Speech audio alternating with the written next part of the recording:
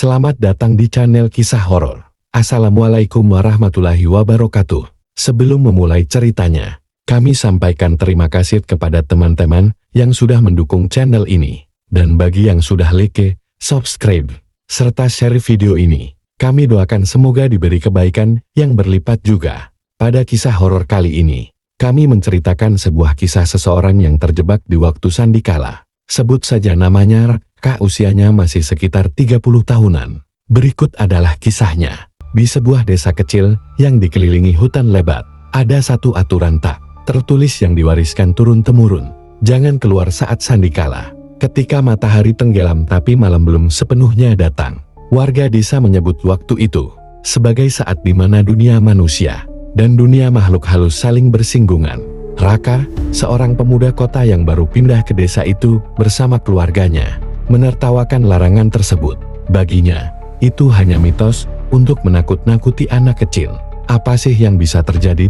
Pikirnya. Sore itu, menjelang maghrib, Raka keluar dari rumah untuk mengambil bola sepak yang jatuh ke pinggir hutan.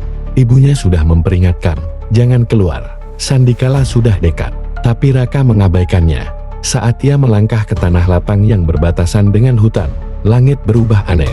Cahaya oranye kemerahan meluas, seolah menutup langit dengan warna darah. Angin yang tadi tenang tiba-tiba berdesir kencang, membawa bisikan-bisikan samar yang tak jelas.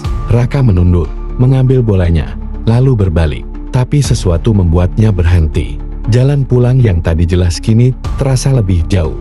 Rumah-rumah di desa menghilang, berganti dengan kabut tipis yang menggantung di udara. Pepohonan di hutan terlihat lebih tinggi dan lebih gelap dari sebelumnya. Lalu, terdengar suara, "Kau sudah di sini, jangan pergi." Raka menoleh ke kanan. Di antara pepohonan, terlihat sosok bayangan tinggi dengan mata merah menyala. Makhluk itu berdiri diam, menatapnya. Saat itu, Raka sadar dia telah melanggar aturan. Dan sekarang, dia terjebak dalam dunia yang bukan miliknya. Raka berdiri mematung. Dadanya naik turun. Napasnya tersengal. Sosok bermata merah itu masih di sana, mengawasinya dari balik pepohonan. Langit di atasnya semakin gelap, tapi bukan seperti malam biasa. Warna jingga yang aneh bercampur dengan bayangan pekat, menciptakan suasana yang tidak nyata. Seakan-akan dunia ini berada di antara terang dan gelap, bukan siang, bukan malam. Raka mencoba melangkah mundur, tetapi kakinya terasa berat. Tanah di bawahnya kini seperti lumpur langit yang menahan setiap gerakannya. "Jangan pergi." Suara itu terdengar lagi, kali ini lebih dekat. Tiba-tiba, di antara kabut, muncul sosok lain. Seorang wanita berbaju putih, dengan rambut panjang yang menutupi wajahnya. Dia berdiri di tengah jalan pulang, diam tak bergerak. Raka menelan ludah. "Siapa? Siapa kamu?" tanyanya dengan suara gemetar. Wanita itu tak menjawab.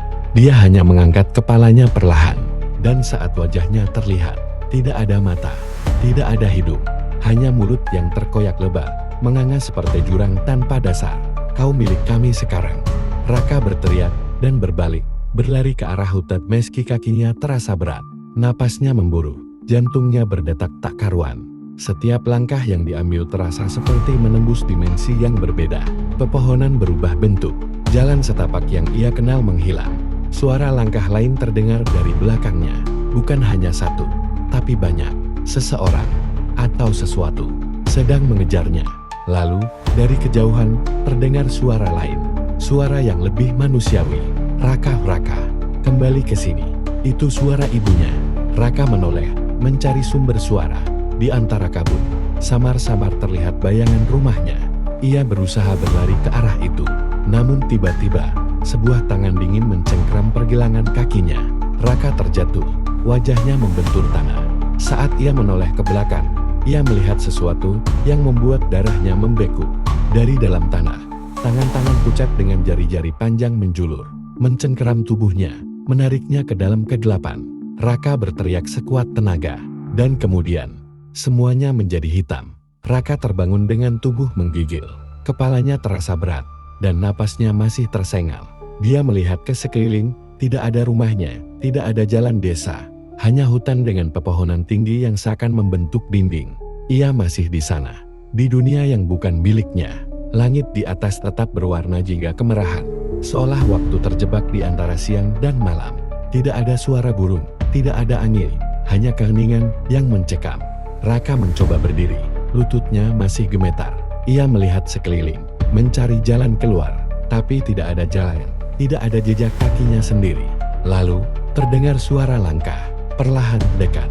Raka membalikkan badan, dan jantungnya hampir berhenti. Di sana, di antara pepohonan, sosok wanita tanpa mata itu berdiri lagi. Kali ini, dia lebih dekat. Mulutnya yang terkoyak lebar bergerak-gerak seolah berbisik. Meski tak ada suara yang keluar, Raka mundur perlahan, lalu berbalik dan mulai berlari. Namun, semakin jauh ia berlari, semakin hutan itu terasa menutupinya. Pepohonan bergeser sendiri, akar-akar merambat di tanah seperti tangan yang mencoba menangkapnya. Lalu, di kejauhan, Raka melihat sesuatu yang aneh. Ada sebuah rumah tua di tengah hutan. Rumah itu terlihat usang, dindingnya dipenuhi lumut, dan jendelanya terbuka seperti mata kosong yang mengawasi. Namun, di teras rumah itu, berdiri seorang lelaki tua. Lelaki itu mengenakan baju lusuh dan sarung, wajahnya penuh kerutan, tetapi matanya tajam seperti sedang menunggunya. Raka ragu, tetapi tak ada pilihan lain. Ia berlari menuju rumah itu. Saat ia hampir mencapai tangga, tangan lelaki tua itu terangkat, menghentikannya. "Kau seharusnya tidak ada di sini," katanya dengan suara dalam. Raka terengah-engah. "Tolong, saya tersesat." Lelaki tua itu menatapnya lekat-lekat, lalu menghela napas. "Kau sudah melewati batas. Dunia ini bukan untuk manusia." Raka menelan ludah. "Bagaimana saya bisa keluar dari sini?" Lelaki itu tak langsung menjawab. Dia menatap ke belakang Raka, ke dalam kegelapan hutan, lalu berbisik pelan. "Mereka sudah mencium keberadaanmu, dan mereka tidak akan membiarkanmu pergi begitu saja." Saat itu juga, terdengar suara-suara dari dalam hutan. Bisikan, rintihan, suara tertawa samar yang semakin mendekat. Lelaki tua itu menatap Raka dengan serius. "Jika kau ingin pulang, kau harus melakukan sesuatu yang berbahaya, dan kau tak boleh gagal."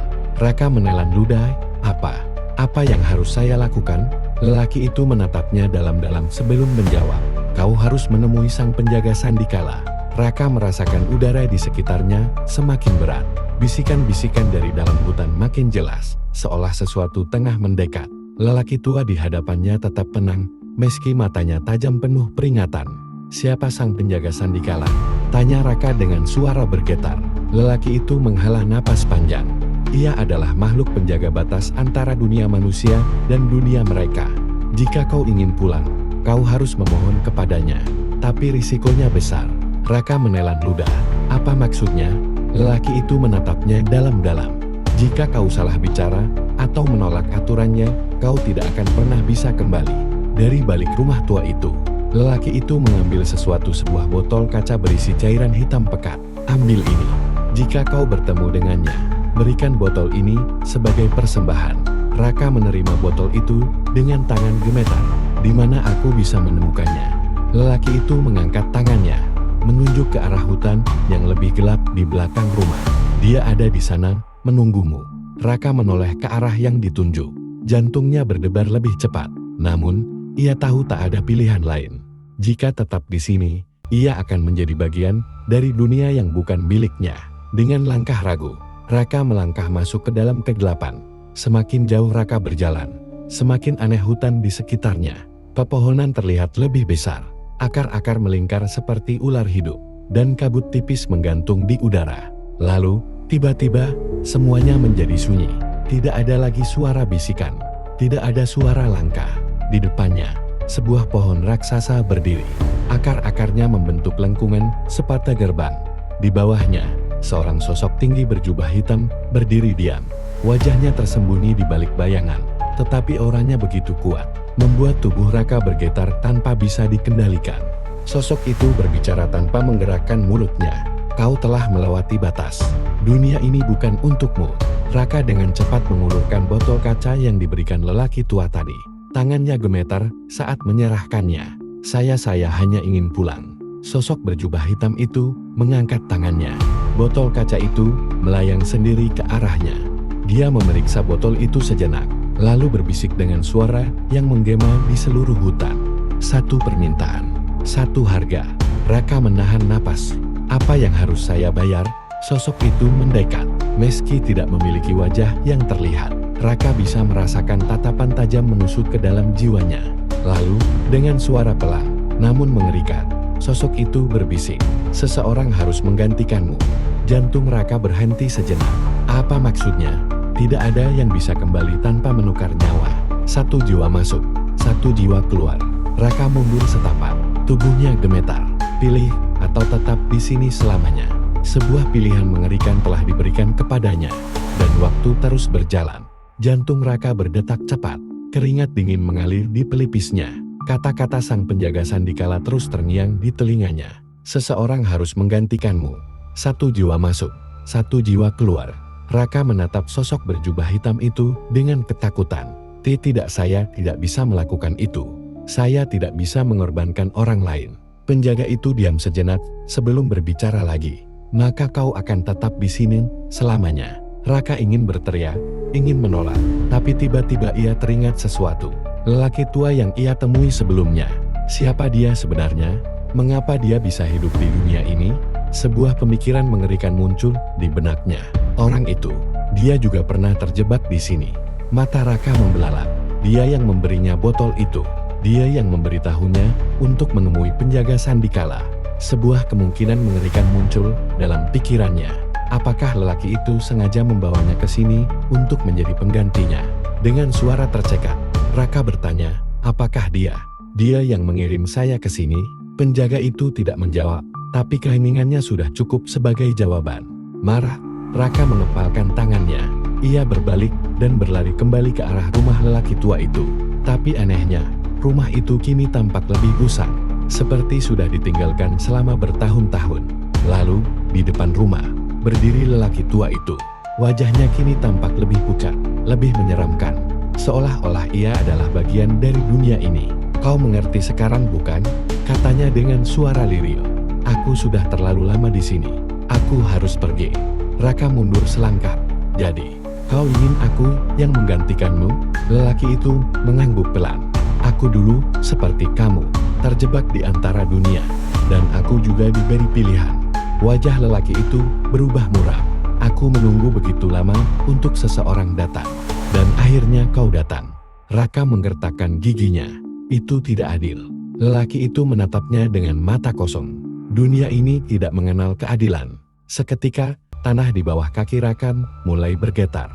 Angin kencang berputar di sekeliling mereka. Dan suara bisikan-bisikan dari hutan semakin keras. Sang penjaga sandikala muncul di antara kabut. "Pilih sekarang." Raka melihat ke arah lelaki tua itu. Hatinya penuh amarah dan ketakutan. Tapi ia tahu, jika ia tidak memilih, maka dirinya sendiri yang akan terjebak di dunia ini selamanya. Raka mengepalkan tangan. Ia menatap lelaki tua itu dengan tajam. "Aku tidak mau jadi penggantimu. Kau yang membuat pilihan dulu, kau harus menanggungnya sendiri." Tiba-tiba, angin kencang berubah menjadi pusaran gelap. Tanah di sekitar lelaki tua itu retak, dan dari bawahnya, tangan-tangan pucat muncul, menarik tubuhnya ke dalam kegelapan. Lelaki itu berteriak, "Tidak, ini tidak boleh terjadi. Aku tidak mau tinggal di sini." Tapi sudah terlambat. Dalam sekejap, tubuhnya lenyap di telan bayangan. Hening, Raka terjatuh ke tanah. Napasnya tersengal. Ia menatap ke atas dan melihat penjaga sandikala mengangkat tangannya. Pilihannya sudah dibuat. "Sekarang, kau boleh kembali." Dalam sekejap, semuanya menjadi hitam. Ketika Raka membuka matanya, ia sudah terbaring di tanah lapang dekat rumahnya. Langit sudah gelap, bintang-bintang bertaburan di atasnya. Ia mendengar suara-suara dari kejauhan. "Raka, Raka." Itu suara ibunya. Dengan lemas, ia bangkit dan berlari ke arah rumah. Ketika ibunya melihatnya, wanita itu langsung menangis dan memeluknya erat. "Kamu kemana saja? Kami mencarimu sejak maghrib." Raka tidak bisa berkata apa-apa. Ia hanya bisa memeluk ibunya erat. Merasakan hangatnya dunia yang telah ia tinggalkan sejenak. Tapi ada satu hal yang membuatnya merinding. Di sudut halaman rumahnya, di antara bayangan pohon, Raka melihat sesosok bayangan tinggi berdiri diam. Penjaga sandikala. Sosok itu menatapnya dari kejauhan, seolah memastikan bahwa Raka telah kembali ke dunia yang benar. Lalu, dalam sekejap, sosok itu menghilang. Sejak malam itu, Raka tak pernah keluar rumah saat sandikala lagi. Karena ia tahu, Ada sesuatu yang mengintai di antara batas terang dan gelap.